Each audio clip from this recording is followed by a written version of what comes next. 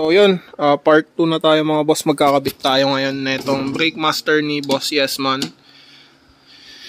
Yun, so part 2 to ng video natin nung nakaraan. So same day lang, ito pa rin ako.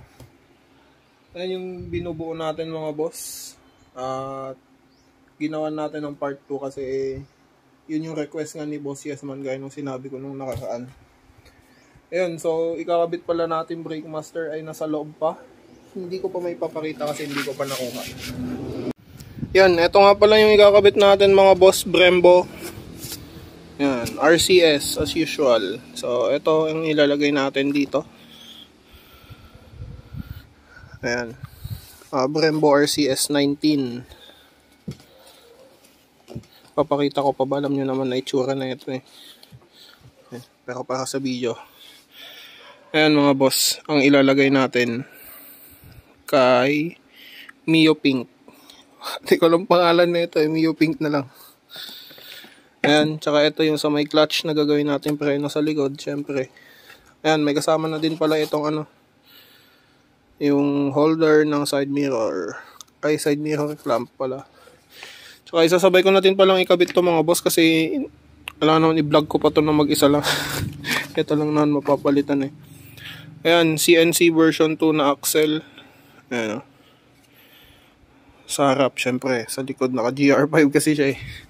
Mag-iisang GR5. Ay, hindi. May isa pa pala dyan. Yun, kakabit natin to. Mamaya na lang siguro to mga boss. Unahin na natin dito. Kasi ito yung pinakamadali. So, first of all, babaklasin natin to syempre. Nandito yung lock niya sa ilalim. So, depende sa inyo kung ano yung lock ng ganito nyo. Ito kasi Allen siya mga boss. So, gagamitan natin siya ng Allen.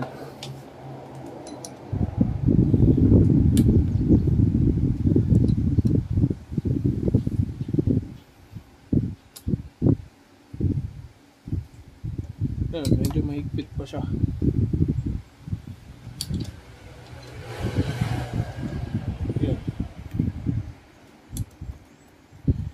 Yan, aalisin ko na din pala ulit tong handle grip kasi hindi na natin maaalis to kung hindi natin aalisin to. Ayan, naalis na natin yung dati mga boss. So ngayon, kakabit na natin tong RCS 19. Ayan. So madali lang naman to. Kailangan lang natin ng tools. Saan na ba yun? Ito. At papalitan nga pala natin yung side mirror clamp niya mga boss. Kasi ito walang lagayan eh. So kasi nung may-ari meron. So, okay. Yan, nalagyan ko na, naipalit ko na yung may lagayan ng side mirror. So, ipwesto muna natin to. Pero hindi pa natin siya hihigpitan ng sagad. Kasi malamang sa malamang may adjust pa tayo dito. Mas lalo sa kabila. Yun. Ay, mahigpit. So, alisin muna natin yung ano, yung sa may brake arm sa likod para maano natin na maayos to. Ayan, try natin ikabit ngayon tong cable mga boss. Ayan. Tsaka yung adjuster niya pala mga boss is inalis ko lang yung isang part. Which is yung ano. Eto. Yung nandito. So try natin kung papasok siya na meron to.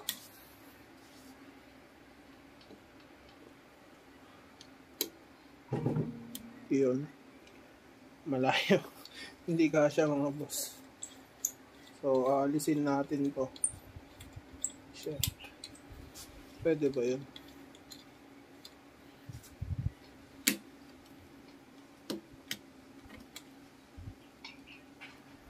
Ayan, ganyan yung labas niya mga boss. Wala siyang ganito. Mas maganda sana kung meron kaso nga lang. Hindi kasi siya abot. Pero try kong pilitin muna mga boss. So sunod naman natin mga boss yung ano. Yung dito na sa preno. Yung brake master.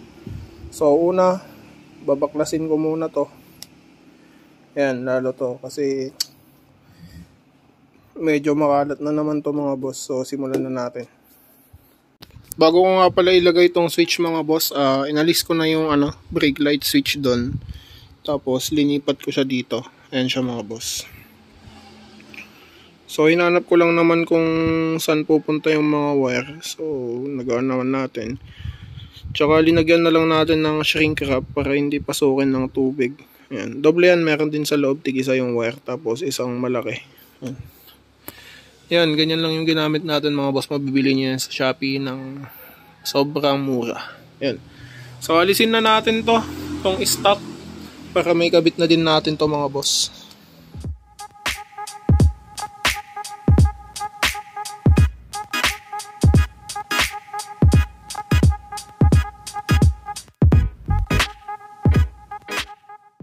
Ayan, sa wakas nalis na din natin. Hindi naman tumulo ng sobra, konti lang. Ayan, ilalagay na natin yung yun dito. Ayan, let's go.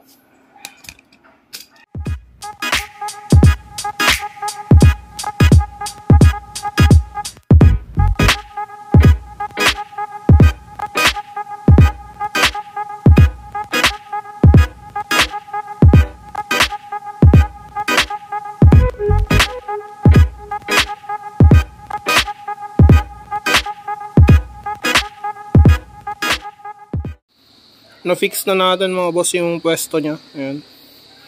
Pati yung brake cable. Ayan, nakaayos na siya dito. Ayan, nakakorte siya sa manubela. At eto, ilalagay na lang natin ito mamaya yung switch natin. At eto. At saka note pala mga boss, hindi pa eto yung final na niya. Na pwesto niya kasi lalagay pa natin yung cowling niya, no. At maglalagay pa kasi tayo ng switch na iba dito. So, kaya nung last video, hindi ko muna ipapakita yung buo na siya. So, i-bleed ko na lang to, lalagay ko yung mga reservoir niya mga boss. Tapos yun, tatapusin na natin yung vlog doon. Para sa part 3 na naman yung isang pyesa, yung switch niya. Yun, let's go. Ayan, natapos na natin ma-bleed mga boss. Wala pa tayong 3 minutes na nag-bleed. Napakadali lang. Kasi hindi naman natapon yung fluid dito, kaya hindi na tayo na masyado naglagay dito para lang umabot siya dito. Ayan. Tsaka naka-quick release kasi siya mga boss. Ayan. Ayan. So hindi siya directly pupunta sa caliper. Ayan, dito na lang tayo nag-bleed ng mga, siguro 2 beses lang ako nag-bleed dito eh. Pero ayan, okay na siya. Ayan, ngayon try din natin yung ginawa nating switch niya kung gumagana yung tail light natin. Ayan, brake light switch test tayo kung may ilaw sa likod. So ayan, balik sa stock pa din na niya, na socket niya. Ayan, try natin.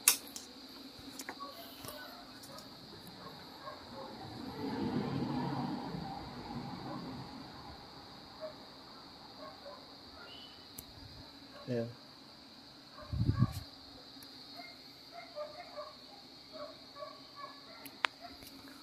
So, all goods yung gawa natin mga boss. Ayan. Update mga boss. Ayan, dugtong lang to nung video natin kasi nalimutan ko pala mag-outro nung kinabit ko to. Etong brake master. So, etong part lang na tong ipapakita ko mga boss. Hindi ko pa ipapakita yung kabuuang itsura ng motor kasi yun nga, gaya ng sinabi ko, hindi ko siya na-outro nun. So, eto lang ipapakita ko sa inyo. Ayan. Tinabasan ko yung cowling niya mga boss. Ito yung fitment niya. Ayan, check nyo na lang. Ayan. Medyo kailangan ko lang babaan to ng konti kasi nakadikit siya dito. Diyan. Ayan o.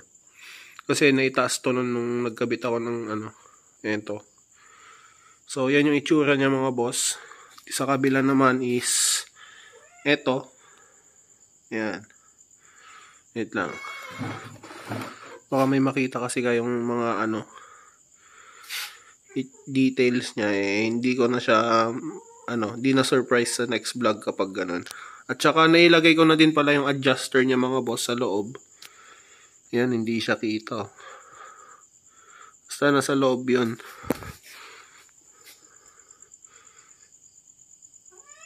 Hindi kita. Pero ayan siya mga boss. Konting tabas lang dito sa kabila. Ayan. Functional na yan. Dito noon sa kabila. Tsaka hindi ko din may pakita yung sa likod niya mga boss. Dun sa kabila. Kasi nailagay na natin yung switch. Ayan siya. Yun na. So abangan nyo na lang sa next vlog kung anong klaseng switch yan. And hindi din pala ako nagkabit ng reservoir tank or yung lagay ng fluid. Kasi magtatabas pa ako dito. Mas okay na lang na ganito ay no, para clean look lang. Ayan mga boss. Sumisilip pa yung GTR natin doon, no. Ayan, tsaka may sniper na madiin doon. Ayan, sama natin sa vlog. DJ. Sniper.